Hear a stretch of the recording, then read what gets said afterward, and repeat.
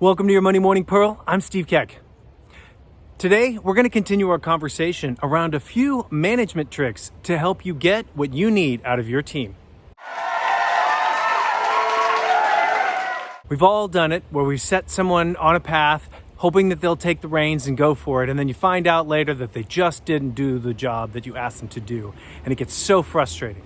So today, I'm going to give you a technique that can help you consistently make sure that your team executes the way you need them to so you can reach your goals, they can reach their goals, and everyone can professionally grow. And today's management trick is this: if you know how to do it, somebody needs to learn it. I know this sounds simple, but it's something that I see managers fail to do all the time.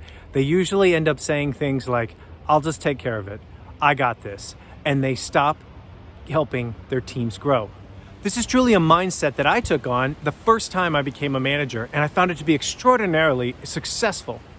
Basically, if I understood how to do something, there was somebody on my team that could and should learn it. And so what I would always do is say, "Hey, I've just learned this thing. Sit with me and let me teach you." I even got pushback from the managers I was working with because they kept telling me, "You shouldn't teach that person that because that's not their role yet." And I just thought this was hogwash. Basically, I needed somebody to do that so at some point I could go on vacation. Furthermore, once I figured something out and I learned how to do it well over and over again, guess what?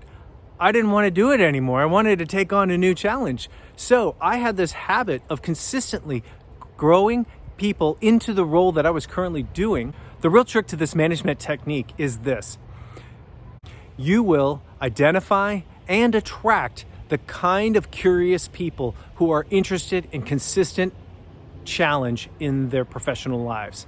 And this management technique keeps your team consistently fed. And when you put this technique into action, over time, your team will move from a codependent on you need to solve everything to an interdependency where it is they begin to help each other, teach each other, and begin to look at outside resources to solve problems. And so what happens is you have this dynamic team of problem solvers all at work enthusiastically.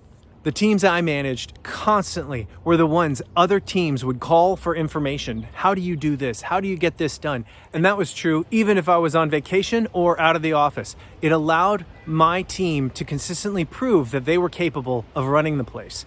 And that allowed me the freedom to move towards future opportunities, as well as create opportunities for my team to move forward.